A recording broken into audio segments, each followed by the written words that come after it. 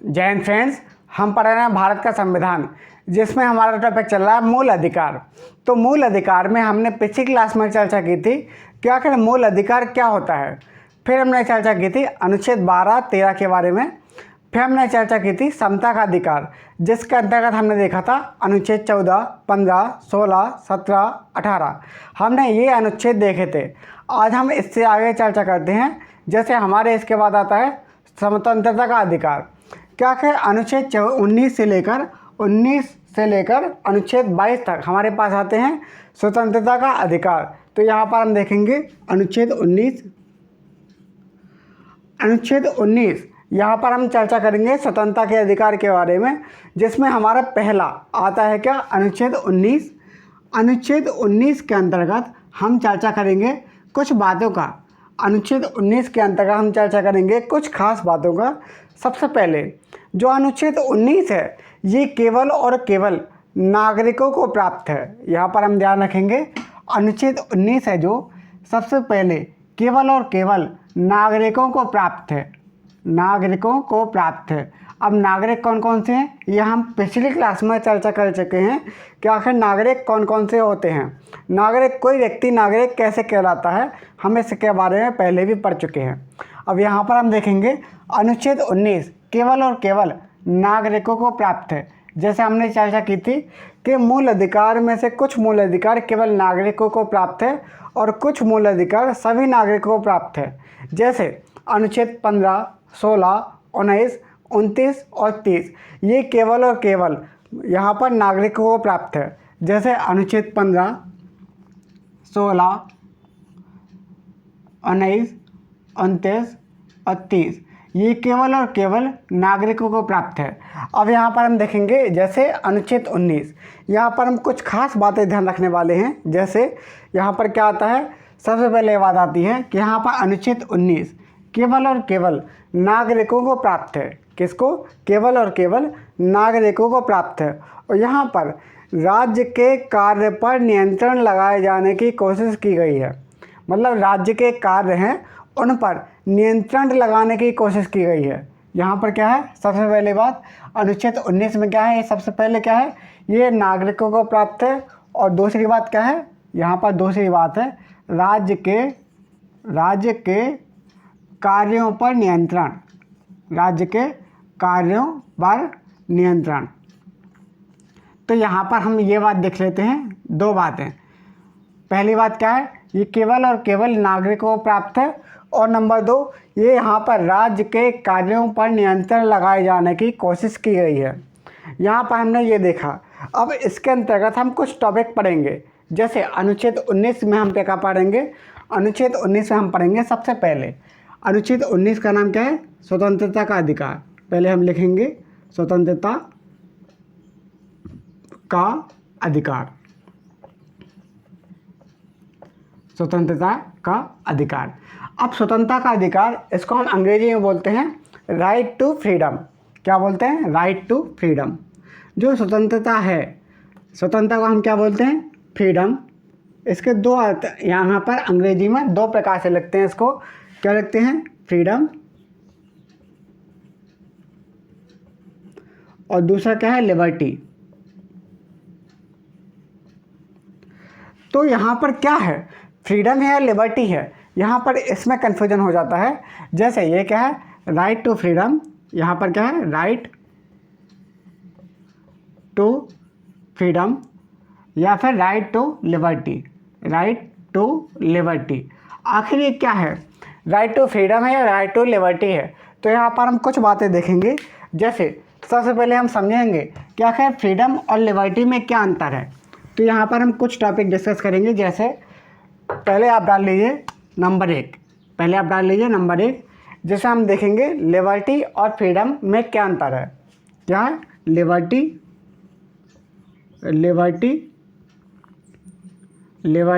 और freedom. Liberty और freedom में क्या अंतर है, हम इसके बारे में चर्चा करेंगे। फिर हम देखेंगे यहाँ पर अनुच्छेद 19 के बारे में विस्तार से। जैसे अनुच्छेद 19, अगर हम अनुच्छेद 19 को देखें, अनुच्छेद 19, तो अनुच्छेद 19 दो प्रकार से है। सबसे पहले दो प्रकार से है, तो एक किस प्रकार से, दो प्रकार से। सबसे पहले यहाँ पर बात आती है अधिकार की, यहाँ पर बात आती है अधिकार की। अधिकार,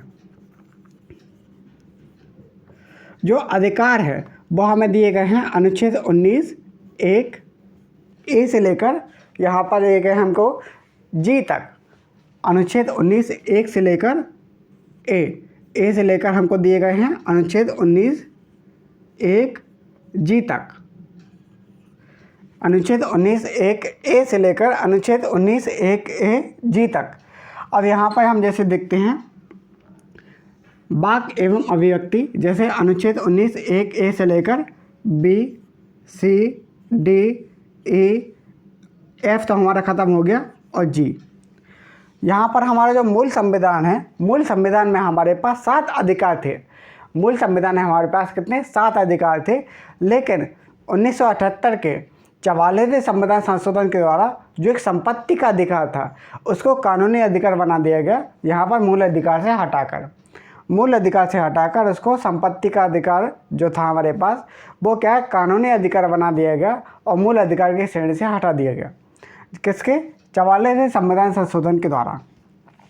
अब यहाँ पर हम देखते हैं जैसे वाक्य एवं अभिव्यक्ति, वाक्य एवं अभिव्यक्ति, ठीक है। वाक्य एवं अभिव्यक्ति, सम्मेलन, संघ,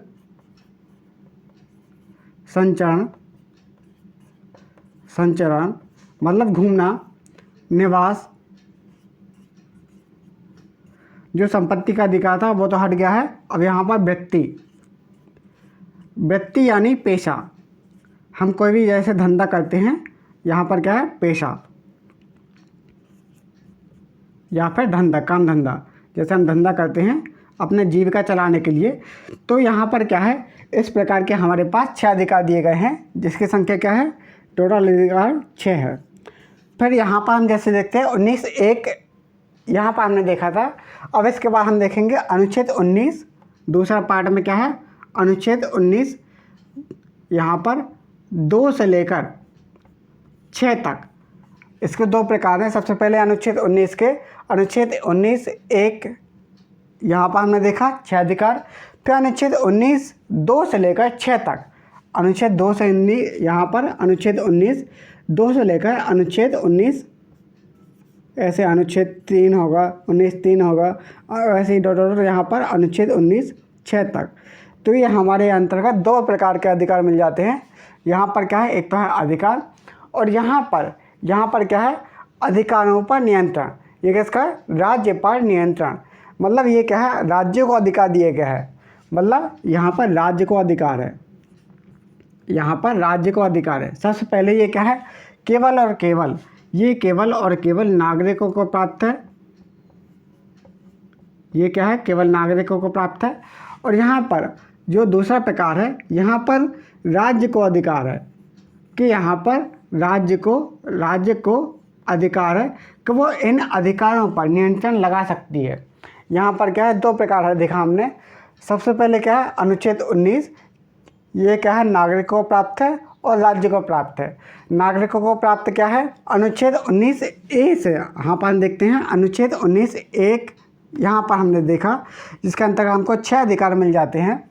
फिर अनुच्छेद 19 2 से लेकर अनुच्छेद 6 तक हमारा दूसरा प्रकार आता है, जिसमें राज्य को अधिकार दिए गए हैं कि जो मूल अधिकार हैं इन पर युक्त निर्बंधन यानी प्रतिबंध लगा सके।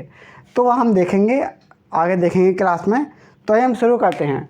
सबसे पहले हम यहाँ पर चर्चा करने के बाद हम देखेंगे वाक्य एवं अभिव्यक्ति। तो हम इसको विस्तार से चर्चा करेंगे, वाक्य एवं अभिव्यक्ति। तो जैसे हमने देखा, पहला क्या है, लिबर्टी और फ्रीडम में क्या अंतर है। दूसरा हमने देखा अनुच्छेद 19 के बारे में विस्तार से जाना। फिर हम देखेंगे अनुच्छेद 19 के, इसके बाद पहला दूसरा, और यहाँ पर तीसरा पॉइंट क्या आ जाता है, तीसरा पॉइंट आ जाता है वाक्य एवं अभिव्यक्ति से संबंधित मुद्दे। वाक्य एवं अभिव्यक्ति की स्वतंत्रता से संबंधित मुद्दे यहाँ पर लिख लेंगे। वाक्य एवं अभिव्यक्ति की स्वतंत्रता से संबंधित मुद्दे, स्वतंत्रता से संबंधित मुद्दे। पहला पॉइंट क्या है, लिबर्टी और फ्रीडम में क्या अंतर है। फिर हम देखेंगे अनुच्छेद 19 के बारे में कि जैसे कुछ नागरिकों को प्राप्त है, कुछ राज्यों को प्राप्त है। नागरिकों के लिए कौन कौन से हैं, अनुच्छेद 19 1 ए से लेकर जी तक, और अनुच्छेद 19 2 से लेकर 6 तक ये क्या है, राज्य को प्राप्त है। फिर हम देखेंगे अनुच्छेद, यहाँ पर अनुच्छेद 19 के अंतर्गत ही हम देखेंगे लिबर्टी और फ्रीडम, और यहाँ पर 19 के बाद फिर हम देखेंगे वाक एवं अभिव्यक्ति की स्वतंत्रता। क्या कि इसमें क्या शामिल हो जाता है, इससे संबंधित मुद्दे कौन कौन से हैं, यहाँ पर मुद्दे। अब मुद्दे कौन कौन से आ जाते हैं, जैसे इसके अंतर्गत मुद्दे आ जाते हैं मीडिया और इंटरनेट से जुड़े मुद्दे। कौन कौन से मुद्दे आ जाते हैं, जैसे मीडिया सबसे पहले आता है, जैसे प्रेस के संबंधित मुद्दे। यहाँ पर प्रेस से संबंधित मुद्दे, यहाँ पर क्या आता है, इससे मुद्दे कौन कौन से हैं, प्रेस से संबंधित मुद्दे। चलो हम यहाँ पर साइड में रख ले रहे हैं, साइड में रख के ऊपर लिख रहे हैं। जैसे हमारा तीसरा पॉइंट क्या आ जाता है, तीसरा पॉइंट आ जाता है हमारे पास वाक एवं अभिव्यक्ति की स्वतंत्रता से संबंधित मुद्दे। वाक एवं अभिव्यक्ति की स्वतंत्रता से संबंधित मुद्दे तो कौन कौन से आ जाते हैं, सबसे पहले प्रेस से संबंधित मुद्दे कौन कौन से हैं। फिर हम यहाँ पर देखेंगे, यहाँ पर मीडिया और इंटरनेट से जुड़े हुए मुद्दे। यहाँ पर क्या है, प्रेस की स्वतंत्रता। फिर हम देखेंगे क्या, मीडिया और इंटरनेट। यहाँ पर मीडिया और इंटरनेट। मीडिया और इंटरनेट के बाद हम देखेंगे फिल्म या सिनेमा। फिल्म या सिनेमा हम इसको देखेंगे। फिर यहाँ पर हम देखेंगे, यहाँ पर घृणा के मुद्दे, घृणा से संबंधित मुद्दे हम इसको देखेंगे। और फिर हम देखेंगे देशद्रोह से संबंधित मुद्दे। जैसे हम देखेंगे घृणा से संबंधित मुद्दे। फिर हम देखेंगे क्या, ये इसके बाद हम देखेंगे घृणा के बाद देशद्रोह या राजद्रोह के संबंधित मुद्दे। कौन से, राजद्रोह या देशद्रोह से संबंधित मुद्दे, हम इसके बारे में चर्चा करेंगे। तो राजद्रोह या देशद्रोह से संबंधित मुद्दे, इसके बारे में हम चर्चा करेंगे। तो अनुच्छेद 19 में हम क्या है, इन बातों की चर्चा करेंगे।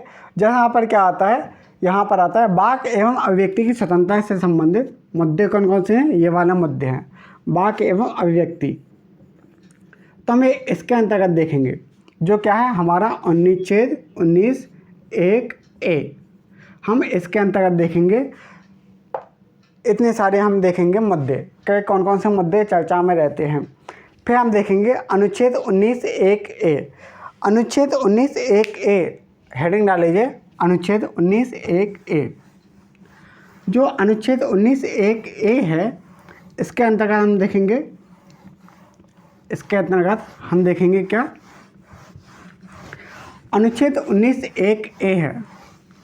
इसके अंतर्गत हम देखेंगे सबसे पहले, यहाँ पर हेडिंग डाल लीजिए अनुच्छेद 19 1 ए।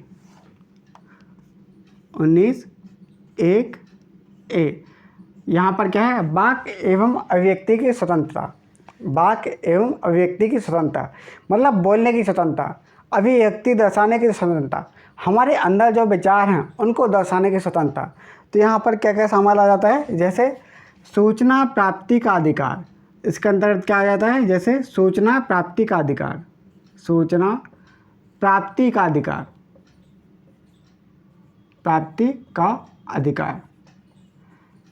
चलो सबसे पहले हम क्या करते हैं, सबसे पहले हम चर्चा करते हैं लिबर्टी और फ्रीडम। हम इस पर चर्चा कर लेंगे कि आखिर सबसे पहले हमारा पॉइंट था कि लिबर्टी और फ्रीडम में क्या अंतर है। पहले हम चर्चा करते हैं लिबर्टी और फ्रीडम, आखिर इसमें क्या अंतर है। तो जो लिबर्टी है, पहले हम डालेंगे लिबर्टी, हम इसके बारे में चर्चा करेंगे, फिर हम आगे चर्चा करेंगे। तो यहाँ पर हम डालेंगे लिबर्टी। तो आखिर लिबर्टी क्या है, लिबर्टी तो लिबर्टी लैटिन भाषा के शब्द लिबरेटस से निकला हुआ है। क्या लैटिन भाषा का शब्द है, एक लैटिन भाषा का शब्द है लिबरेटस।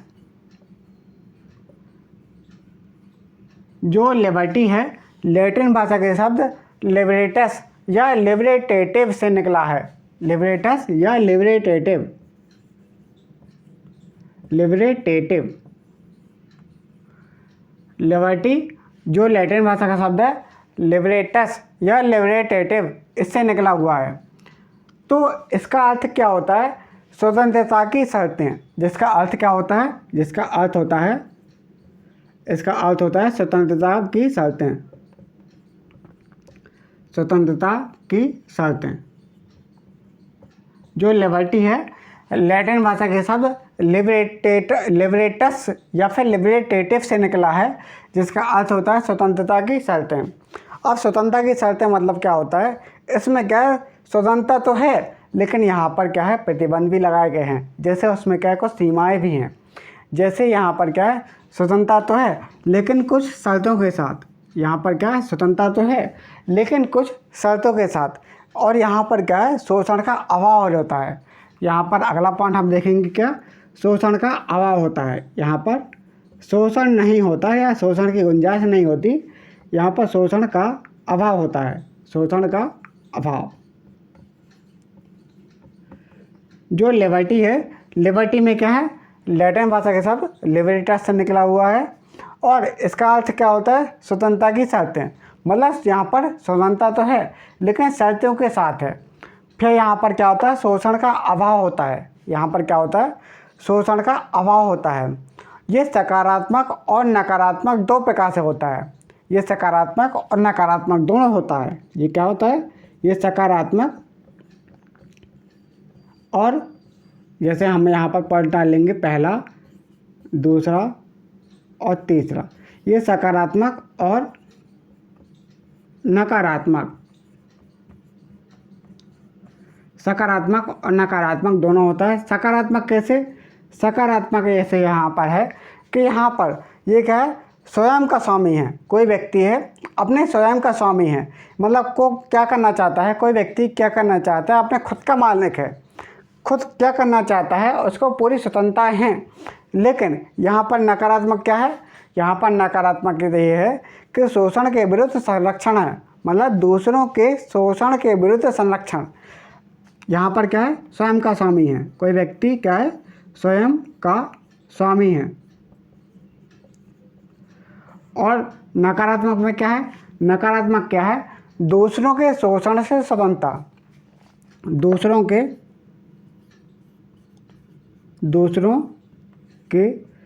शोषण, यहाँ पर दूसरों के शोषण से स्वतंत्रता। शोषण से स्वतंत्रता। तो यहाँ पर दो चीज़ आती हैं, एक है सकारात्मक भी है और नकारात्मक भी है। दूसरों के शोषण से स्वतंत्रता, यहाँ पर जैसे क्या है, दूसरों के शोषण से स्वतंत्रता। तो यहाँ पर दो चीज़ें आती हैं, ये सकारात्मक भी है और नकारात्मक भी है।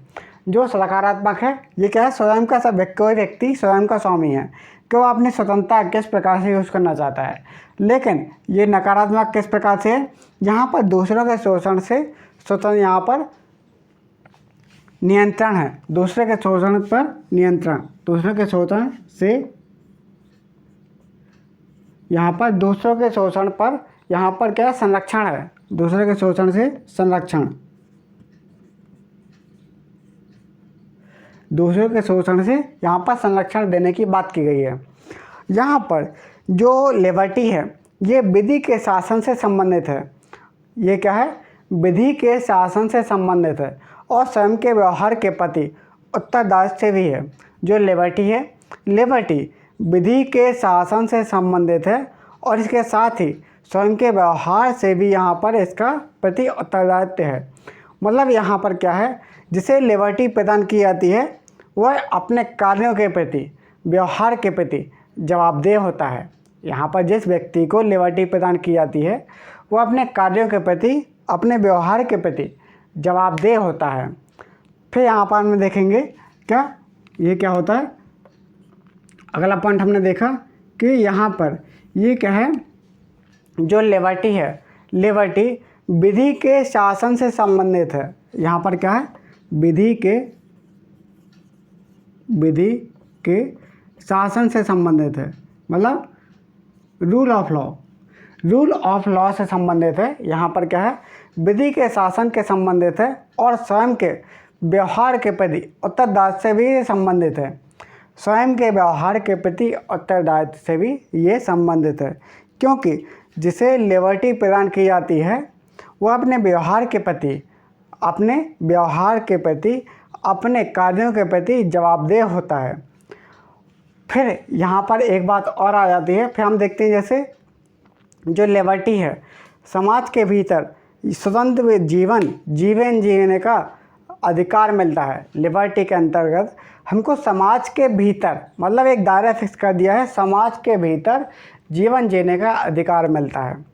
फिर आता है फ्रीडम में हम चर्चा करेंगे फ्रीडम। जैसे अभी हमने देखा लिबर्टी, अब दूसरा आता है क्या, फ्रीडम। तो फ्रीडम का अर्थ क्या होता है, फ्रीडम का अर्थ क्या होता है, फ्रीडम का अर्थ होता है स्वतंत्रता रहित। मतलब यहाँ पर क्या है, ये लिबर्टी की तुलना में बहुत ही व्यापक शब्द है। यहाँ पर क्या है, सबसे पहले ये क्या है, लिबर्टी की तुलना में बहुत ही व्यापक शब्द है। जो फ्रीडम है, अगर हम यहाँ पर देखा जाए फ्रीडम, तो ये क्या है, लिबर्टी की तुलना में ज़्यादा व्यापक शब्द है। फ्रीडम क्या है, लिबर्टी की तुलना में ज़्यादा व्यापक शब्द है।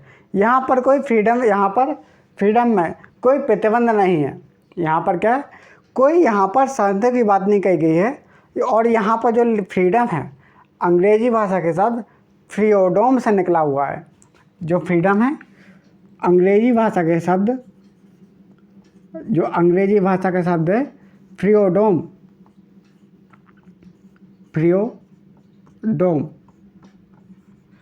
अंग्रेजी भाषा के शब्द फ्रीडम से निकला हुआ है, जिसका अर्थ होता है क्या, बंधन रहित खुली इच्छा।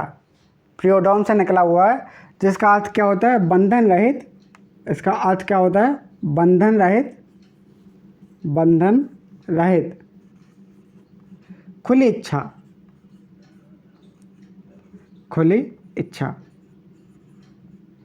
बंधन रहित खुली इच्छा होती है। तो फ्रीडम का अर्थ क्या होता है, सबसे पहले बात आती है फ्रीडम से निकला हुआ है, जो अंग्रेजी भाषा का शब्द है, और इसका अर्थ क्या होता है, बंधन रहित खुली इच्छा। यहाँ पर क्या है, पूरी इच्छा के आधार पर निर्णय लेना होगा। मतलब व्यक्ति को पूरी इच्छा के आधार पर स्वतंत्रता की यहाँ पर आज़ादी मिलती है, मतलब स्वतंत्रता का अधिकार मिलता है यहाँ पर। तो क्या है, कोई बंधन ना हो, कोई प्रतिबंध ना हो, किसी भी प्रकार से रोक टोक ना हो। तो इसका मतलब क्या होता है, फ्रीडम मतलब कोई बंधन नहीं, कोई नियंत्रण नहीं, कोई प्रतिबंध नहीं। तो यहाँ पर क्या होता है, फ्रीडम। तो ये क्या है, लिबर्टी से थोड़ा व्यापक शब्द है। जैसे हम इसका उदाहरण अगर देख लें, जैसे कह सकते हैं कि जैसे हमें जो अभी एग्जांपल याद आ रहा है, जैसे हमको किसी की हत्या करने का फ्रीडम है, हमें किसी की हत्या करने का फ्रीडम है, लेकिन लिबर्टी नहीं है। हमें किसी जैसे मान लो एक चिंटू को या फिर मुझे किसी की हत्या करने का फ्रीडम है, लेकिन लिबर्टी नहीं है। यहाँ पर किसी की हत्या करने का फ्रीडम है, लेकिन लिबर्टी नहीं है, क्योंकि यह लिबर्टी में क्या है, रूल ऑफ लॉ होता है। लिबर्टी में क्या होता है, रूल ऑफ लॉ होता है। अब यहाँ पर हम देखते हैं जैसे अनुच्छेद 19, तो अभी इसको लिख लीजिए। अनुच्छेद 19 में जैसे क्या आता है, लिबर्टी और फ्रीडम में अंतर। तो हेडिंग डालिए लिबर्टी और फ्रीडम में अंतर, लिबर्टी और फ्रीडम में अंतर।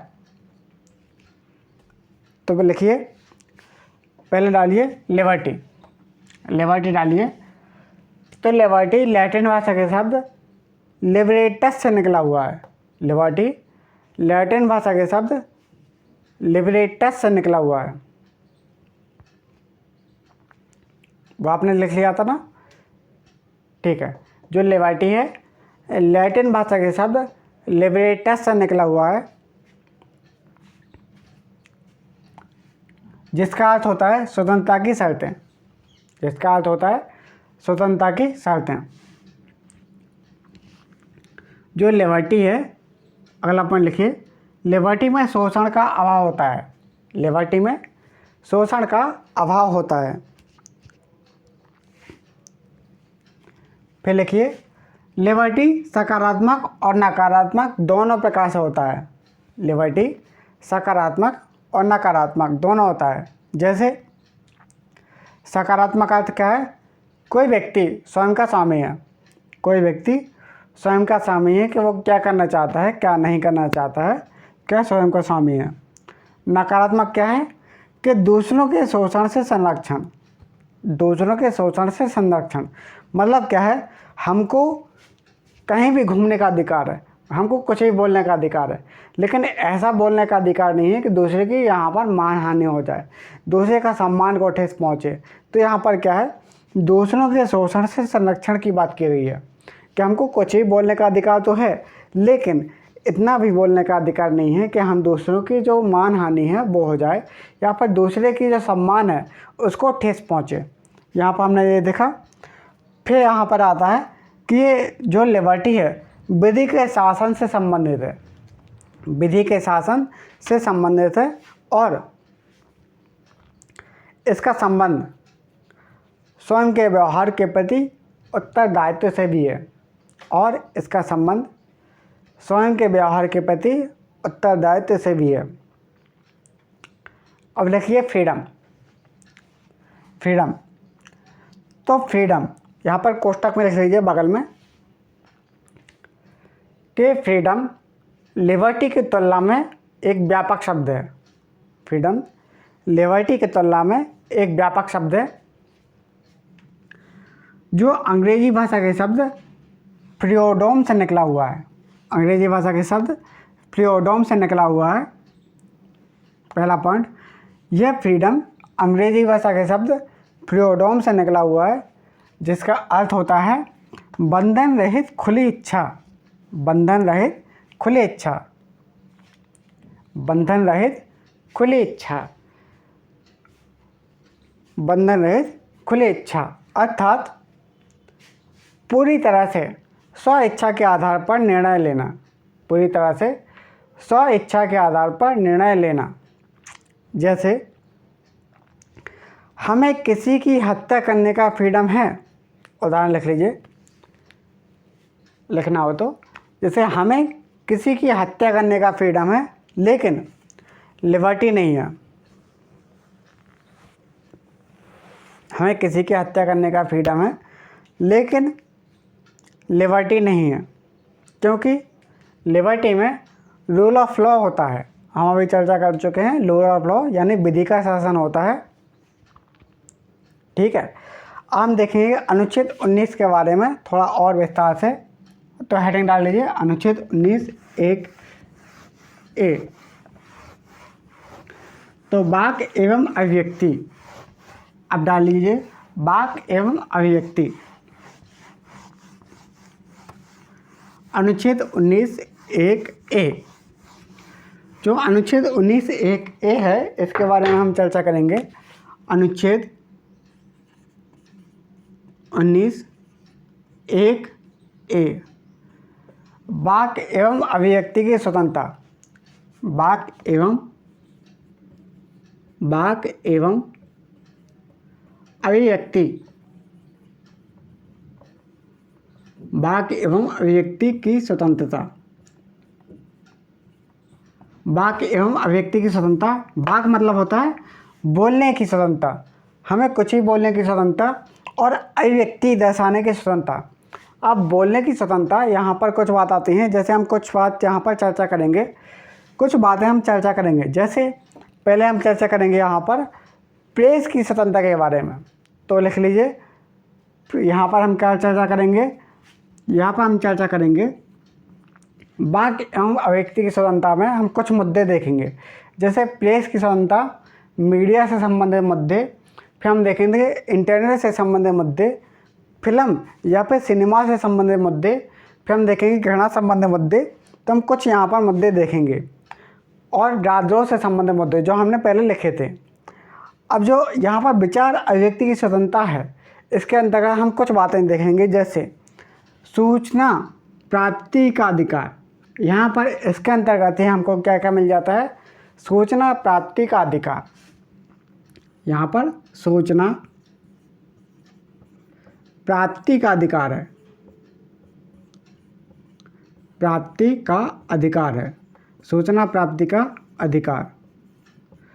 जो वाक्य एवं अभिव्यक्ति की स्वतंत्रता है, इसके अंतर्गत हमको सूचना प्राप्ति का अधिकार है, सूचना प्राप्ति का अधिकार है। फिर अब सूचना प्राप्ति का अधिकार है, इसको हम चर्चा करेंगे आगे। जैसे यहाँ पर आता है अभिव्यक्ति, तो अभिव्यक्ति यानी विचारों को प्रकट करने का अधिकार है। ये किसको है, केवल नागरिकों को प्राप्त है। अभिव्यक्ति का अधिकार यानी अभिव्यक्ति की स्वतंत्रता, यहाँ पे क्या है, अधिकार।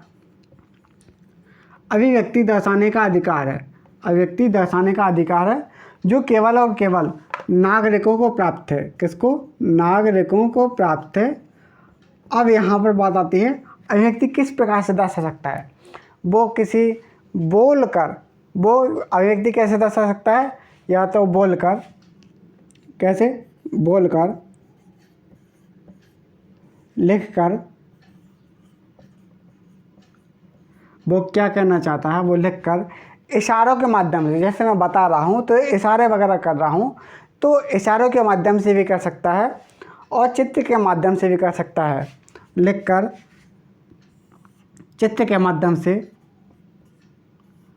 या फिर इशारों के माध्यम से, चित्र के माध्यम से या फिर इशारों के माध्यम से वो अपनी अभिव्यक्ति दर्शा सकता है। यहाँ पर कोई व्यक्ति नागरिकों को प्राप्त है अभिव्यक्ति का, तो कोई व्यक्ति अभिव्यक्ति किस प्रकार से दर्शा सकता है, अभिव्यक्ति किस प्रकार से दर्शा सकता है, अभिव्यक्ति दिखाने के उसके पास अधिकार हैं। जैसे बोलकर, लिखकर, ये चित्र के माध्यम से या इशारों के माध्यम से अपनी अभिव्यक्ति दर्शा सकता है। और यहाँ पर तो इसका पहला पॉइंट लिखिए, इसके तहत सूचना प्राप्ति का या जानकारी प्राप्ति का, इसके तहत सूचना प्राप्ति का या जानकारी प्राप्ति का और मौन रहने का अधिकार है, और मौन रहने का अधिकार है। मतलब कोई व्यक्ति को अगर कुछ नहीं बोल रहा है तो उसको इस बात का भी अधिकार है, मौन रहने का अधिकार है। और जो वाक्य एवं अभिव्यक्ति की स्वतंत्रता है, इसके अंतर्गत ही आता है जानने का अधिकार, इसके अंतर्गत ही आता है जानने का अधिकार।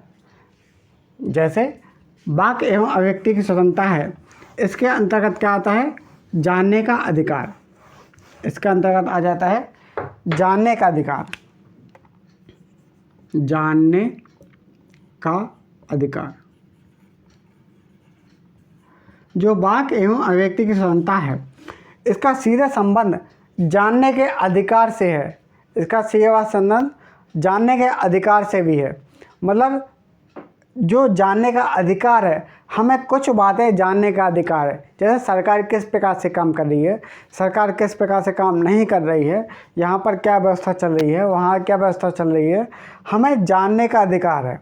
और इसलिए यहाँ पर क्या है, सूचना प्राप्ति का अधिकार है, जिसके द्वारा हम सरकार से सूचना प्राप्ति के लिए आवेदन करते हैं। जैसे सूचना का अधिकार अधिनियम 2005, तो हम क्या है, जानने का अधिकार है। जैसे सुप्रीम कोर्ट ने यानी सर्वोच्च न्यायालय ने LK कुलवाल बनाम राजस्थान राज्य में कहा था कि जो जानने का अधिकार है वो वाक्य एवं अभिव्यक्ति की स्वतंत्रता से सीधा सीधा संबंधित है। जो जानने का अधिकार है, जानने का अधिकार, ये वाक्य एवं अभिव्यक्ति की स्वतंत्रता से सीधा संबंधित है। फिर यहाँ पर बात आती है, जैसे 1997 में जैसे LK कुलवाल का केस आया था, LK कुलवाल में सर्वोच्च न्यायालय ने सर्वोच्च न्यायालय ने कहा कि जो जानने का अधिकार है, ये वाक्य एवं अभिव्यक्ति की स्वतंत्रता से सीधा संबंधित है। क्योंकि अगर व्यक्ति जानेगा तभी तो उसके बारे में कुछ बोल पाएगा। जैसे मान लो मैं आपसे बोलूँ कि आप अमेरिका के बारे में कुछ बोलिए, तो भाई जब आपको अमेरिका के बारे में पता नहीं होगा तो आप क्या बोलेंगे? जब आपको अमेरिका के बारे में पता नहीं होगा तो आप क्या बोलेंगे? आपको कुछ पहले जानने का अधिकार तो होना चाहिए, क्या क्या अमेरिका में क्या कैसी व्यवस्था है, क्या चल रहा है सिस्टम, तो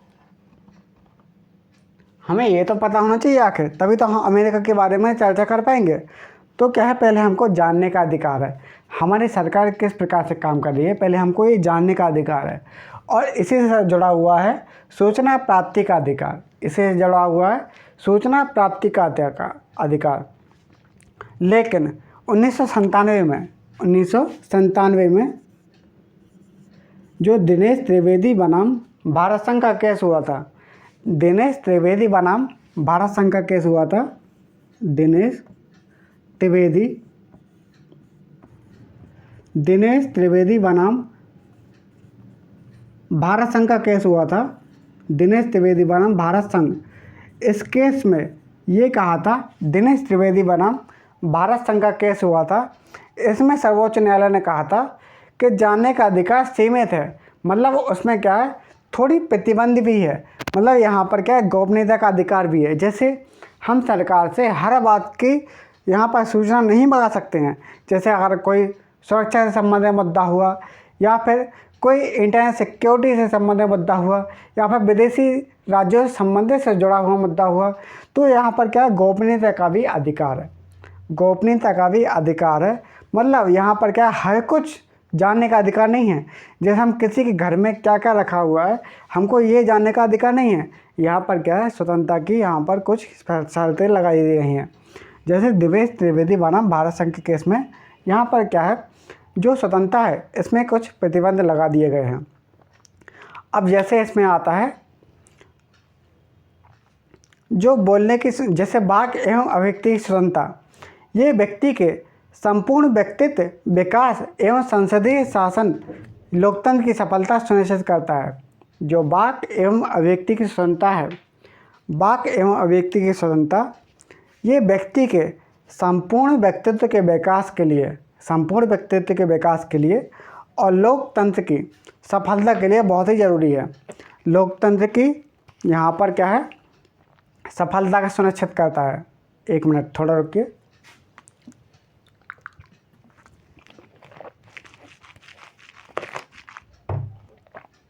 जो वाक एवं अभिव्यक्ति की स्वतंत्रता है, वाक एवं अभिव्यक्ति की स्वतंत्रता, यह स्वतंत्रता की प्रथम शर्त मानी जाती है और सभी स्वतंत्रताओं की जननी मानी जाती है।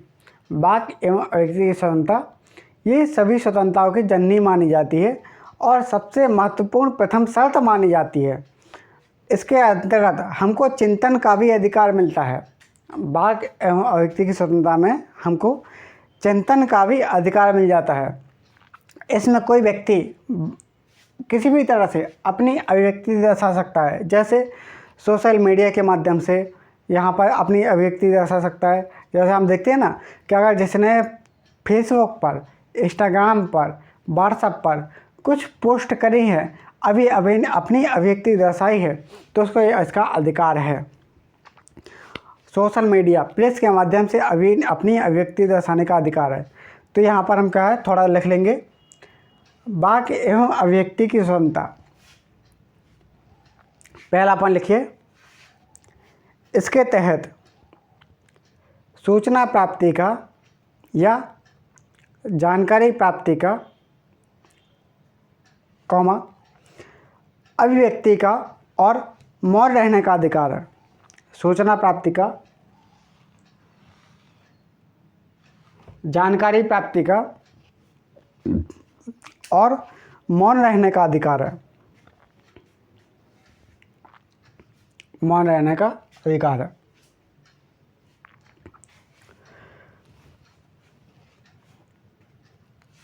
एल.के. कुलवाल बनाम राजस्थान राज्य, एल.के. कुलवाल बनाम राजस्थान राज्य के केस में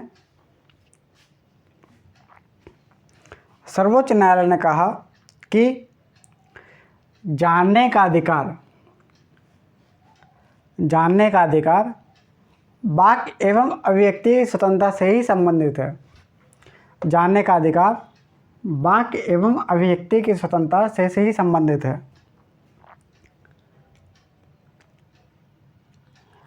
इसी के अंतर्गत हमको सूचना प्राप्ति का अधिकार मिल जाता है इसी के अंतर्गत, या फिर इसलिए हमको सूचना प्राप्ति का अधिकार मिल जाता है, क्योंकि कोई व्यक्ति जानेगा तभी तो उसको कुछ पता चलेगा, तभी तो कुछ बोल पाएगा।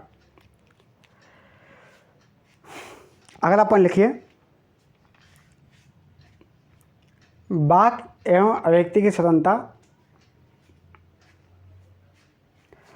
स्वतंत्रता की प्रथम शर्त मानी जाती है। वाक एवं अभिव्यक्ति की स्वतंत्रता की प्रथम शर्त मानी जाती है और सभी स्वतंत्रताओं की जननी भी मानी जाती है, और सभी स्वतंत्रताओं की जननी भी मानी जाती है। वाक एवं अभिव्यक्ति की स्वतंत्रता की प्रथम शर्त मानी जाती है और सभी स्वतंत्रताओं की जननी भी मानी जाती है। अगला पॉइंट लिखिए, यह व्यक्ति के संपूर्ण व्यक्तित्व के विकास के लिए, यह व्यक्ति के संपूर्ण व्यक्तित्व के विकास के लिए और यह व्यक्ति के संपूर्ण व्यक्तित्व के विकास और लोकतंत्र की स्वतंत्रता सुनिश्चित करता है। यह व्यक्ति के संपूर्ण व्यक्तित्व के विकास और लोकतंत्र की स्वतंत्रता यहाँ पर सुनिश्चित करता है। इसके बाद हम देखेंगे इससे संबंधित कुछ मुद्दे हैं, जैसे इसके संबंधित कुछ मुद्दे हैं, जैसे पहले क्या आ जाता है, प्रेस, यानी प्रेस से संबंधित मुद्दे जो हमने लिखा था। प्रेस से संबंधित मुद्दे कौन कौन से हैं, हम इसके बारे में चर्चा करते हैं। वाक एवं अभिव्यक्ति की स्वतंत्रता, इसमें हम देखेंगे प्रेस से संबंधित मुद्दे। तो हेडिंग डाल लीजिए, प्रेस की स्वतंत्रता। पहले क्या है, प्रेस की स्वतंत्रता, प्रेस की स्वतंत्रता। प्रेस की स्वतंत्रता, यहाँ पर क्या है, सुप्रीम कोर्ट ने 1994 में ये मत दिया कि प्रेस या प्रकाशन पर आशंकाओं के आधार पर प्रतिबंध नहीं लगाया जा सकता। सुप्रीम कोर्ट ने 1994 में ये कहा कि आशंकाओं के आधार पर प्रेस या प्रकाशन पर नियंत्रण नहीं लगा सकता, मतलब प्रेस की स्वतंत्रता दी गई है, मतलब आशंकाओं के आधार पर प्रेस या प्रकाशन पर नियंत्रण नहीं लगाया जा सकता। और 2015 में सर्वोच्च न्यायालय ने कहा कि धरना प्रदर्शन, बंद हड़ताल, यहाँ पर क्या प्रेस की स्वतंत्रता में पहले पॉइंट आ जाता है कि आशंकाओं के आधार पर प्रतिबंध नहीं लगा सकता प्रकाशन या प्रेस करने पर। जैसे आशंकाओं के आधार पर, आशंकाओं के आधार पर प्रतिबंध नहीं लगा सकता, आशंकाओं के आधार पर प्रतिबंध नहीं लगा सकता है, आशंकाओं के आधार पर प्रतिबंध नहीं लगाया जा सकता। फिर दूसरा क्या आता है, यहाँ पर जो दूसरा आता है, ये कब कहा था, ये कहा था 1994 में। 1994 में सुप्रीम कोर्ट ने कहा था कि आशंकाओं के आधार पर किसी घटना के प्रकाशन पर रोक नहीं लगाया जा सकता। फिर 2015 में सर्वोच्च न्यायालय ने कहा कि धरना प्रदर्शन या बंद हड़ताल आदि के बारे में प्रेस को यदि लेख प्रकाशित करने से रोका जाता है, धरना प्रदर्शन या बंद हड़ताल के प्रति यदि इसके प्रकाशन के प्रति यदि प्रेस से रोका जाता है या लेख प्रकाशित करने से रोका जाता है, तो यह नागरिकों के जानने के अधिकार का उल्लंघन होगा। यह नागरिकों के जानने के अधिकार का उल्लंघन होगा। मतलब यहाँ पर क्या कहा था, यहाँ पर 2015 में सर्वोच्च न्यायालय ने कहा था, 2015 में सर्वोच्च न्यायालय ने कहा था कि बंद हड़ताल या फिर धरना प्रदर्शन, बंद हड़ताल आदि के बारे में अगर लेख प्रकाशित करने से अगर रोका जाता है, तो यह नागरिकों के जानने के अधिकार का उल्लंघन है। यह नागरिकों के जानने के अधिकार का उल्लंघन है। तो यहाँ पर लिख लीजिए प्रेस की स्वतंत्रता। पहला पॉइंट, प्रेस की स्वतंत्रता के अंतर्गत हम लिखेंगे नंबर ए में लिखिए 1994 में लिखिए 1994 में सर्वोच्च न्यायालय ने 1994 में सर्वोच्च न्यायालय ने मत दिया कि प्रेस या प्रकाशन पर आशंकाओं के आधार पर प्रतिबंध नहीं लगाया जा सकता। 1994 में सर्वोच्च न्यायालय ने मत दिया कि प्रेस या प्रकाशन पर आशंकाओं के आधार पर प्रतिबंध नहीं लगाया जा सकता। फिर अगला पॉइंट लिखिए बी,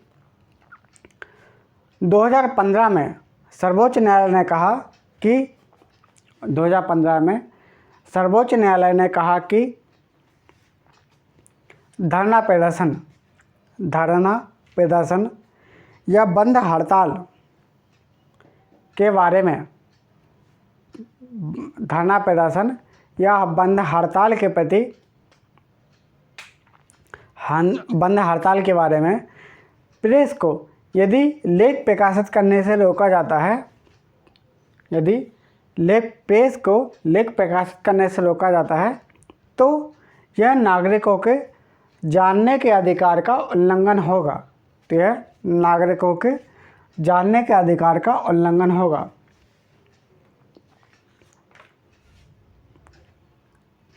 ठीक है, तो हमने देखा क्या प्रेस से संबंधित मुद्दे।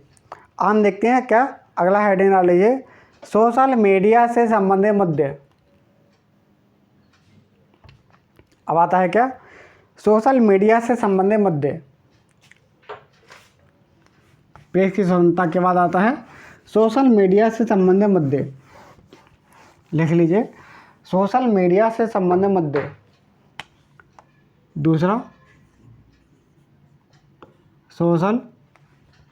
सोशल मीडिया से संबंधित मुद्दे, जैसे क्या है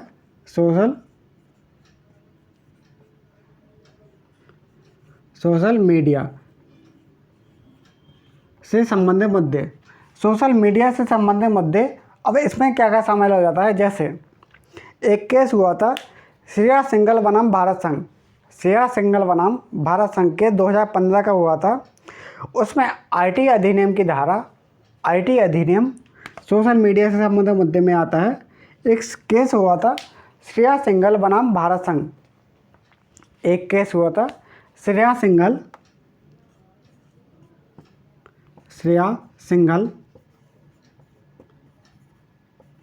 बनाम भारत संघ केस हुआ था 2015 में। श्रेया सिंघल बनाम भारत संघ केस हुआ था 2015 में, जिसमें सर्वोच्च न्यायालय ने इसमें क्या है जो आईटी अधिनियम की धारा 66A है। आईटी अधिनियम की धारा 66A को अनुच्छेद 19 और अनुच्छेद 21 का उल्लंघन बताया। यहाँ पर क्या है सर्वोच्च न्यायालय ने श्रेया सिंघल बनाम भारत संघ केस 2015 में जो आईटी अधिनियम है, आईटी अधिनियम की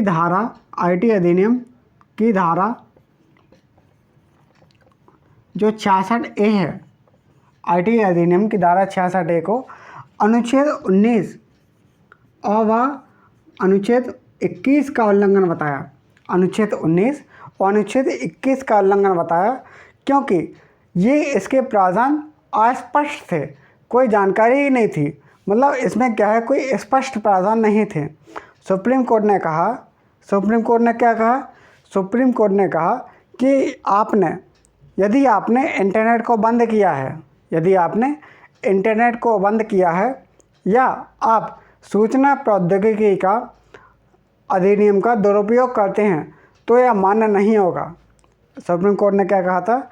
सुप्रीम कोर्ट ने कहा था कि यदि आप इंटरनेट को बंद करते हैं या सूचना प्रौद्योगिकी अधिनियम का दुरुपयोग करते हैं तो यह मान्य नहीं होगा, ये कहा था।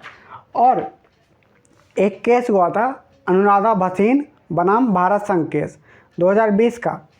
एक केस हुआ था अनुराधा भसीन सोशल मीडिया अब जैसे एक केस हुआ था, पॉइंट ए डाल लो इसको। एक केस हुआ था अनुराधा भसीन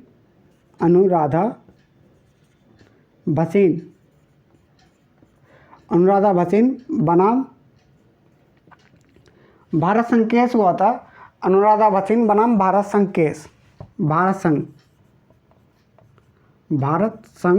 केस हुआ था कब? 2020 में, जिसे इंटरनेट केस भी जानते हैं। सर्वोच्च न्यायालय ने इंटरनेट की सुविधा को मौलिक अधिकार बताया। किसमें?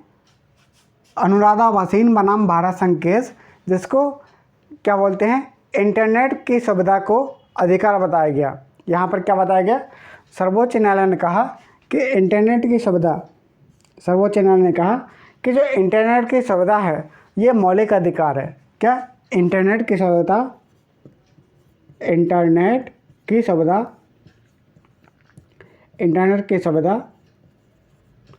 को मौलिक अधिकार बताया गया, जिसको कश्मीर इंटरनेट केस भी जानते हैं, जिसको कश्मीर इंटरनेट केस भी कहते हैं।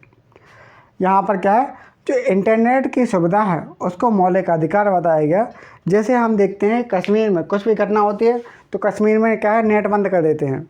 कुछ भी उलट पुलट घटना हुई तो पहले यहाँ पर कश्मीर में नेट बंद कर देते हैं। तो ये उससे संबंधित है। इंटरनेट की सुविधा को मौलिक अधिकार बताया। कैसे बताया? अनुराधा भसीन बनाम भारत संघ के 2020 में। फिर जो आईटी अधिनियम की धारा 69A है, इसको लिख लीजिए पहले, ठीक है? इतना लिख लीजिए। अगला पॉइंट डालिए। इंटरनेट और सोशल मीडिया से संबंधित मुद्दे। इसमें लिखिए पहला पॉइंट, श्रेया सिंघल बनाम भारत संघ केस 2015 में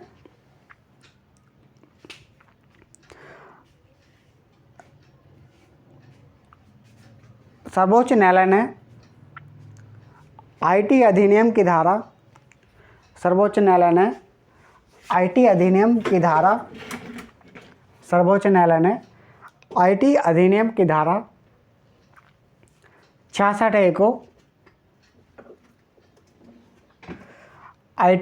धारा 66A को अनुच्छेद 19 और 21 का उल्लंघन बताया। आईटी अधिनियम की धारा 66A को अनुच्छेद 19 व 21 का उल्लंघन बताया। फिर और सर्वोच्च न्यायालय ने कहा कि यदि किसी का सरकार से कह दी आपने इंटरनेट को बंद किया है या आप सूचना प्रौद्योगिकी अधिनियम का दुरुपयोग करते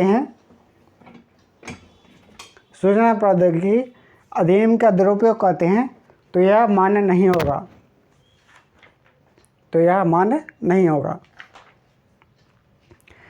फिर लिखिए अगला पॉइंट, अनुराधा भसीन बनाम भारत संघ केस 2020 में। अनुराधा भसीन बनाम भारत संघ केस 2020 में सर्वोच्च न्यायालय ने कहा कि इंटरनेट की सुविधा एक मौलिक अधिकार है। इंटरनेट की सुविधा एक मौलिक अधिकार है और इसे कश्मीर इंटरनेट केस भी कहते हैं।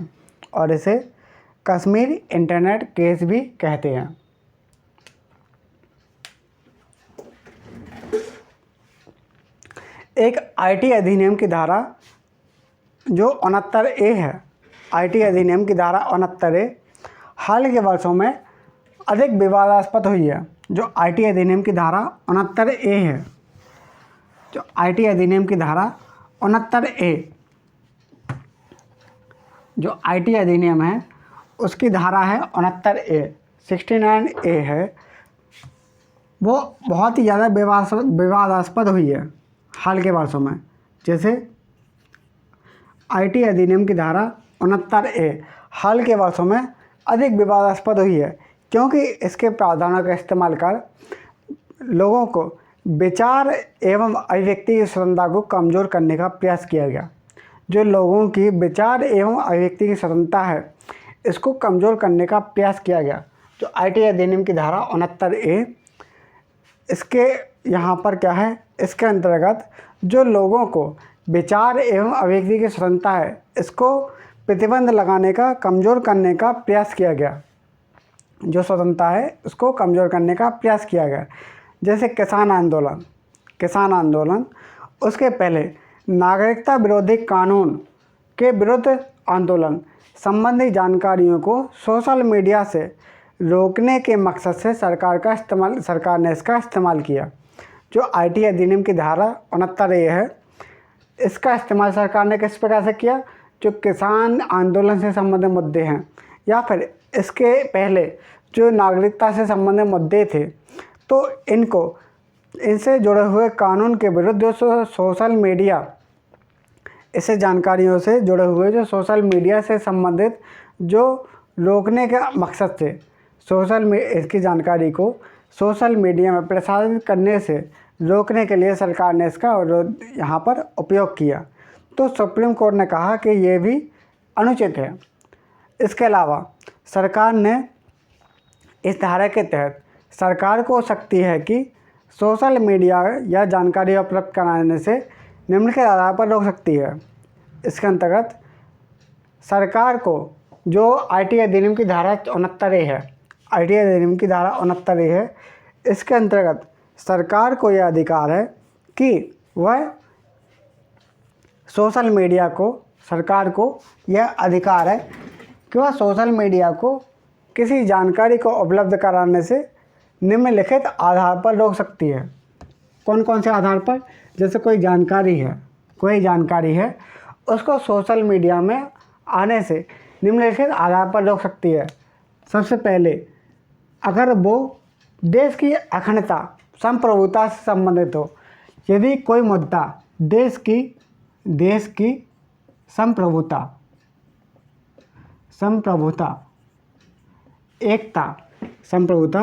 एकता, अखंडता, अगर कोई मुद्दा देश की एकता, अखंडता, संप्रभुता से संबंधित है तो उसको प्रसारित करने से रोक सकती है, सोशल मीडिया में प्रसारित करने से रोक सकती है। यदि भारत की सुरक्षा, पहला मुद्दा ये था, यदि भारत की सुरक्षा और प्रतिरक्षा का मुद्दा हो, यदि भारत की सुरक्षा, दूसरा मुद्दा क्या है? भारत की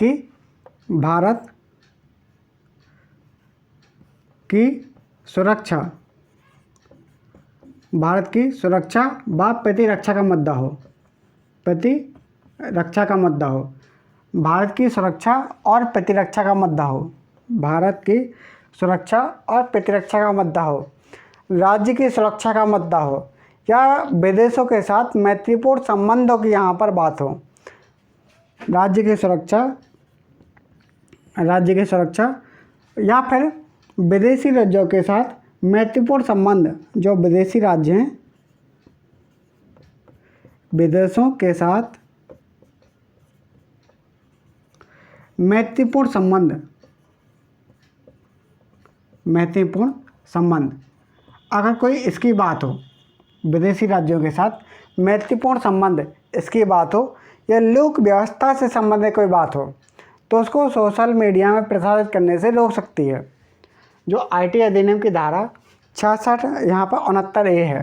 जो आईटी एक्ट की धारा 69A में क्या सोशल मीडिया में कोई जानकारी को प्रसारित करने से रोक सकती है सरकार, यदि इनमें से कोई बात हो, यदि देश की संप्रभुता, एकता, अखंडता पर कोई बात हो, या फिर भारत की सुरक्षा या प्रतिरक्षा करने की कोई बात हो, या फिर राज्य की सुरक्षा से कोई संबंधित मुद्दा हो, या फिर विदेशी राज्यों के साथ या विदेशों के साथ मैत्रीपूर्ण संबंध की कोई बात हो, या फिर लोक व्यवस्था से संबंधित कोई बात हो, लोक व्यवस्था से कोई संबंधित मुद्दा हो, या फिर गंभीर अपराधों को रोकने का प्रयास करना हो, गंभीर अपराधों को रोकने का प्रयास करना हो तो सोशल मीडिया पर यहाँ पर रोक लगा सकती है। तो यहाँ पर सोशल मीडिया के माध्यम से जानकारी प्रसारित करने को यहाँ पर रोका जा सकता है। तो हमने ये देखा। अब इसके बाद हम देखते हैं, सोशल मीडिया देख लिया हमने, प्रेस देख लिया, सोशल मीडिया देख लिया, इंटरनेट देख लिया। अब हम देखते हैं फिल्म।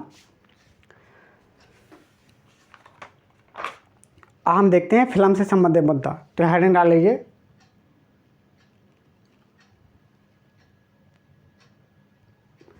फिल्म से संबंधित मुद्दा।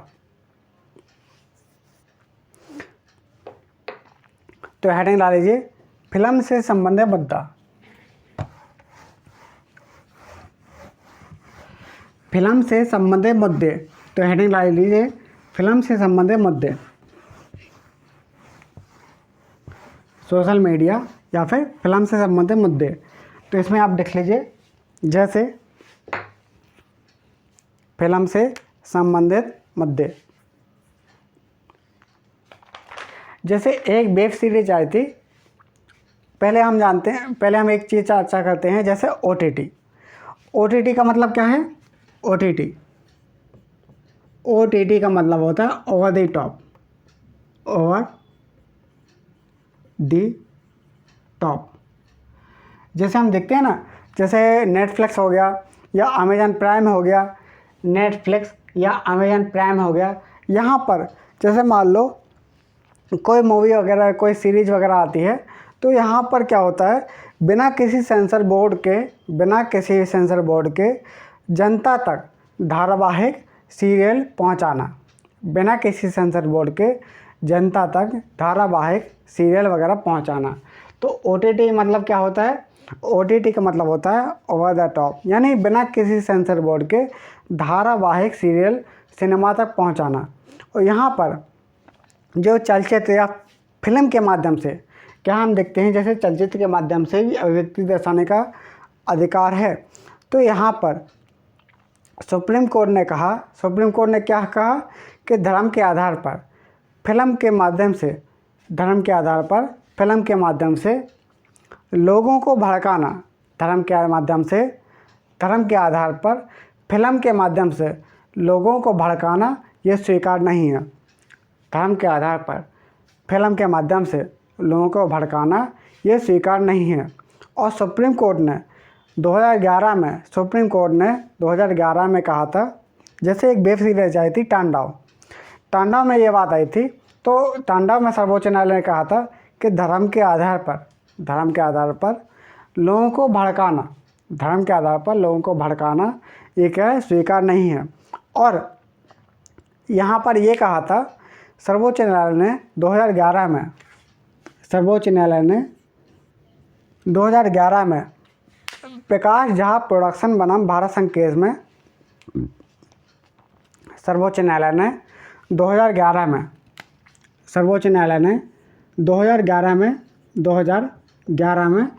प्रकाश झा प्रोडक्शन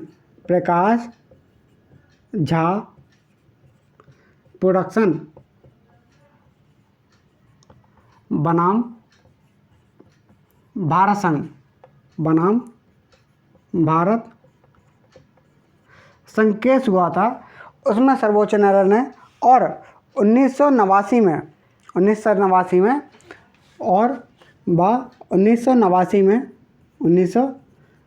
में रंगराजन केस हुआ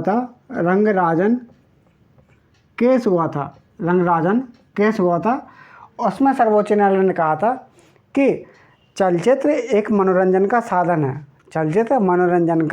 है, और चलचित्र या फिल्म व्यक्ति के विचार को बड़े पैमाने पर प्रभावित करता है। चलचित्र या फिल्म व्यक्ति के विचारों को बड़े पैमाने पर प्रभावित करता है।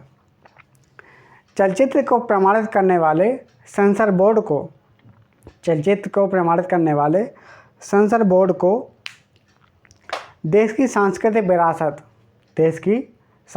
विरासत, नैतिकता, सामाजिक स्थिति को ध्यान में रखना चाहिए। चलचित्र को प्रमाणित करने वाले जो सेंसर बोर्ड हैं उसको देश की सांस्कृतिक एकता, देश की संस्कृति, सांस्कृतिक विरासत, एकता, अखंडता, नैतिकता को ध्यान में रखना पड़ेगा। और प्रमाणित होने के बाद, एक बार सेंसर बोर्ड से प्रमाणित होने के बाद राज्य चलचित्र को नहीं रोक सकती।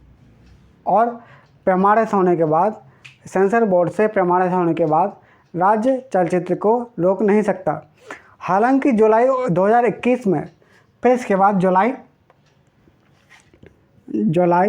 2021 में सर्वोच्च न्यायालय ने कहा,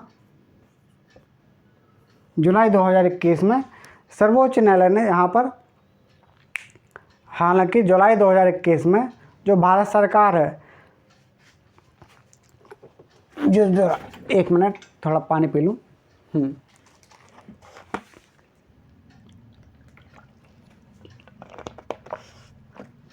हालांकि जुलाई 2021 में सरकार ने एक सिनेमेटोग्राफी, कौन सा, सिनेमेटोग्राफी अधिनियम में संशोधित कर 1 जुलाई 2021 में सरकार ने एक सिनेमेटोग्राफी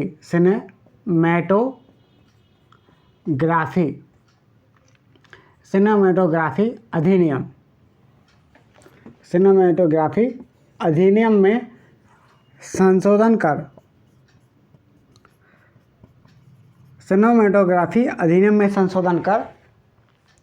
चलचित्र को अपने स्वयं के नियंत्रण में रखा कि नहीं, प्रमाणित करने के बाद उसको रोक भी सकती है। हालांकि यह अभी पारित नहीं हुआ है, इसलिए हम ज़्यादा चर्चा नहीं करेंगे। तो यहाँ पर हमने क्या देख लिया, हम चर्चा करते हैं। जैसे एक टॉपिक आता है राजद्रोह से संबंधित मुद्दा।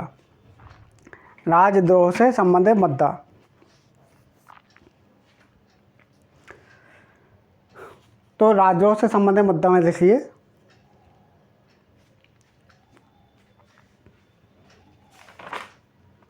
राजद्रोह से संबंधित मुद्दा इसमें लिखिए, जैसे भारतीय दंड संहिता की धारा 124A, जो आईपीसी की धारा 124A अधिक विवादास्पद हुई है। यहाँ पर आईपीसी की धारा 124A, अब आईपीसी क्या है हम इसको बाद में पढ़ाएंगे कभी, ठीक है। तो आईपीसी की धारा 124A, राजद्रोह से संबंधित मुद्दा, हेडिंग डालिए, राजद्रोह से संबंधित मुद्दा, राजद्रोह से संबंधित मुद्दा। तो इसमें क्या है, जो आईपीसी की धारा 124A है, जो भारतीय दंड संहिता की धारा, मतलब इंडियन पेनल कोड की धारा 124A, धारा 124A अधिक विवादास्पद हुई है, जिसमें 1962 में केदारनाथ सिंह बनाम भारत संघ केस में, 1962 में केदारनाथ सिंह बनाम भारत संघ केस में, केदारनाथ सिंह बनाम भारत संघ केस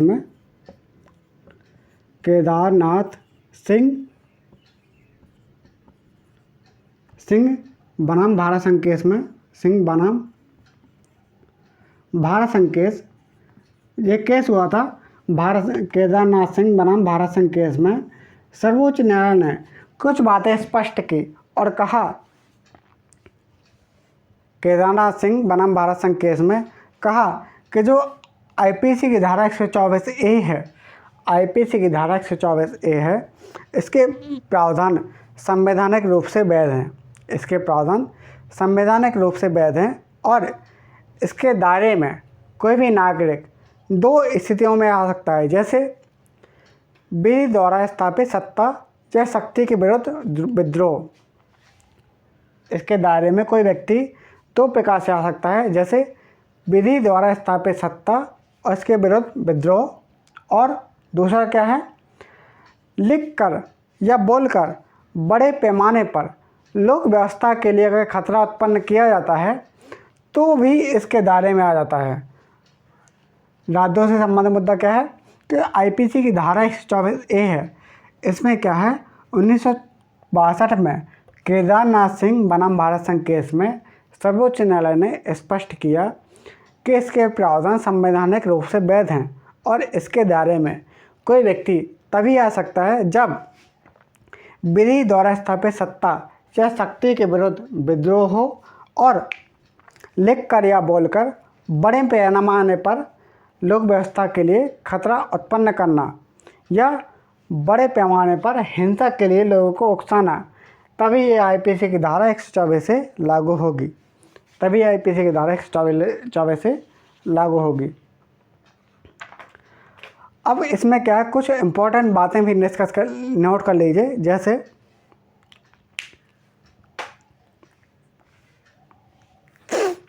एक केस हुआ था 2016 में, कन्हैया कुमार केस में सर्वोच्च न्यायालय ने कहा कि एक नागरिक को विचार एवं अभिव्यक्ति की स्वतंत्रता के साथ साथ मौलिक कर्तव्यों पर भी ध्यान देना चाहिए। इसके जो मौलिक कर्तव्य हैं, उन पर भी ध्यान देना चाहिए। एक व्यक्ति को विचार एवं अभिव्यक्ति की स्वतंत्रता के आधार पर विचार एवं अभिव्यक्ति की स्वतंत्रता मिली है, इसका प्रयोग करते समय जो मौलिक कर्तव्य हैं उन पर भी ध्यान देना पड़ेगा। तो पहला पॉइंट लिखिए, इम्पोर्टेंट तथ्य। तो पहला इम्पोर्टेंट तथ्य क्या है कि 2016 में कन्हैया कुमार केस में सर्वोच्च न्यायालय ने कहा कि एक नागरिक को विचार अभिव्यक्ति की स्वतंत्रता के साथ साथ मौलिक कर्तव्यों पर भी ध्यान देना होगा। विचार एवं अभिव्यक्ति की स्वतंत्रता के साथ साथ मौलिक कर्तव्यों पर भी ध्यान देना होगा। ये हमारा घृणा संबंधी मुद्दे में आ जाता है, जैसे हेट स्पीच। ठीक है। और एक केस हुआ था विजय इमैनुअल बनाम केरल राज्य केस में, एक केस हुआ था। अगला पॉइंट लिखिए, विजय इमैनुअल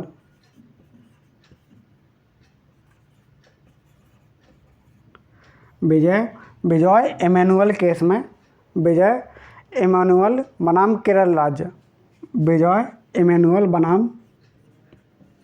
बनाम केरल राज्य, विजय इमैनुअल बनाम केरल राज्य 1986। इस केस में सर्वोच्च न्यायालय ने कहा कि किसी भी व्यक्ति को राष्ट्रगान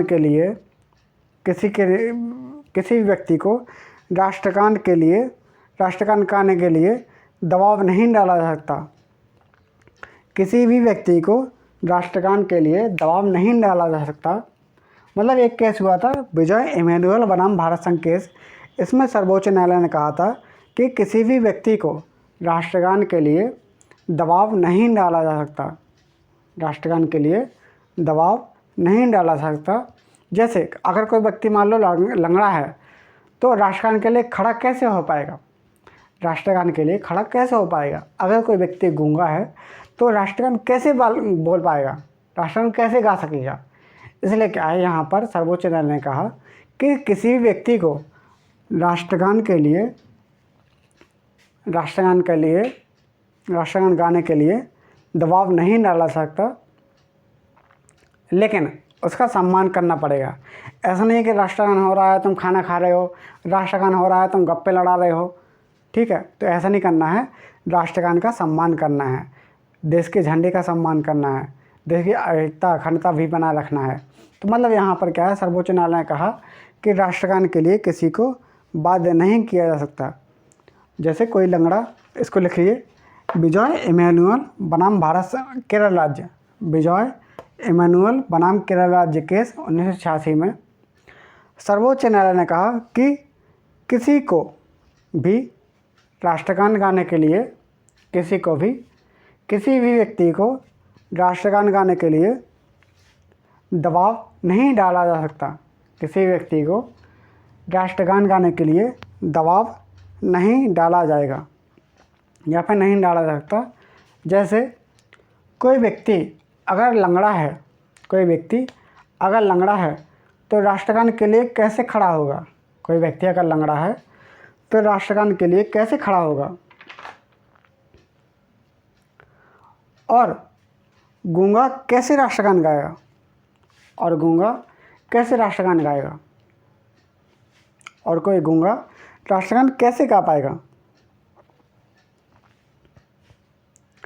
तो हमने देखा अनुच्छेद 19(1)(a), मतलब इसके अंतर्गत हमने देखा था वाक्य एवं अभिव्यक्ति की स्वतंत्रता।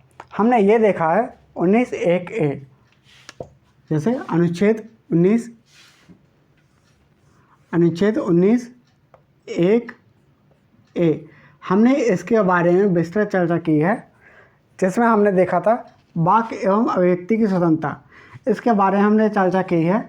अब इसके बाद हम देखेंगे 19(1)(a) के बाद हम देखेंगे 19(1)(a), B, फिर C, फिर D, E, F तो ख़त्म हो गया, फिर G, मतलब वाक्य एवं अभिव्यक्ति के बाद सम्मेलन, संघ, संचरण, निवास, व्यक्ति। हम इनके बारे में चर्चा करेंगे हम अगली क्लास में। तो आज के लिए इतना ही, धन्यवाद।